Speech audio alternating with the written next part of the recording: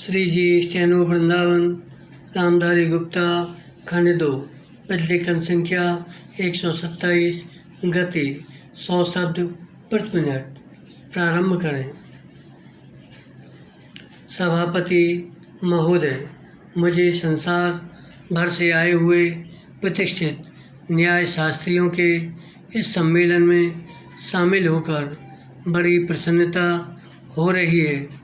मुझे बताया गया कि यह पहला अवसर है जबकि international bar association law Asia और भारतीय बार एसोसिएशन द्वारा संयुक्त रूप से इस प्रकार का क्षेत्रीय सम्मेलन आयोजित किया जा रहा है, जिसमें उन आम कानूनी समस्याओं पर विचार विमर्श किया जाएगा जो हमारे सामने मौजूद हैं। विराम साथ ही उन समस्याओं पर भी विचार किया जाएगा जो तेज़ी से बदल रही इस दुनिया के सामने आ सकती हैं, जिससे कि विभिन्न भारी परिवर्तनों के लिए पहले से ही तैयारी की जा सके और अगले 15 वर्षों में इस सदी के अंत तक न्याय की उचित और आदर्श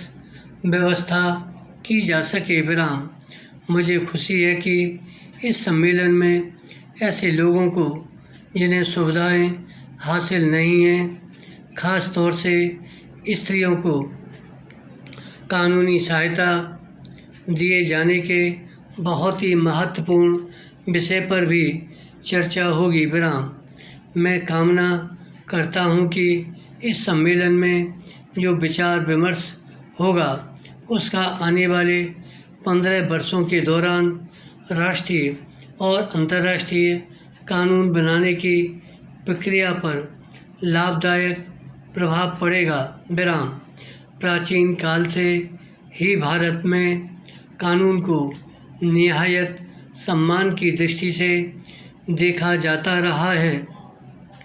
वास्तव में धर्म या मजहब हमारे लिए ऐसे धार्मिक, आध्यात्मिक, नैतिक और आर्थिक आचार नियमों का एक ताना बाना रहा है जो अपने क्षेत्रों में पूरी तरह से परिभाषित कानूनों द्वारा निर्धारित हैं। विराम इन कानूनों का पालन पूरी मानसिक, शारीरिक और आध्यात्मिक ईमानदारी के साथ करना होता है। विराम कानून के निष्ठापूर्वक पालन के कारण ही हमारी सभ्यता और संस्कृति सदियों से राजनीतिक उथल पुथल और विदेशी हमलों के बावजूद न केवल जीवित ही रही है, बल्कि इसने एशिया के दूसरे देशों के लोगों को भी प्रभावित किया है और मानव चिंतन के विकास में योगदान दिया है। विराम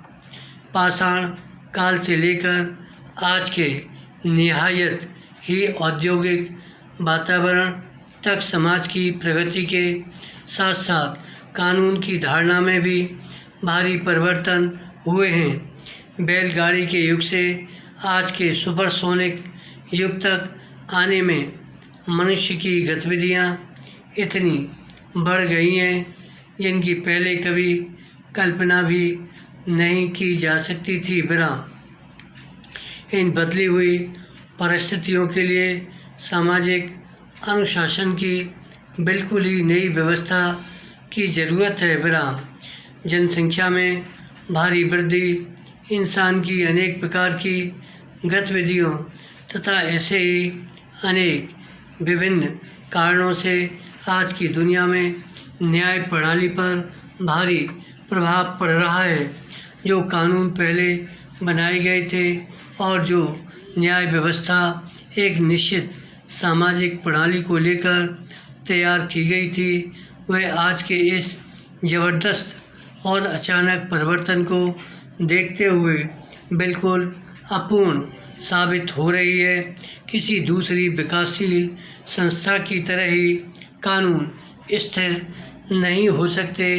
उन्हें बदलते हुए हालात की ज़रूरतों के अनुसार लगातार अपने आप को ढालना होगा विराम।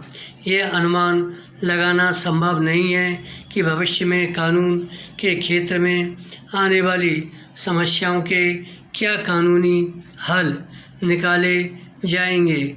धन्यवाद।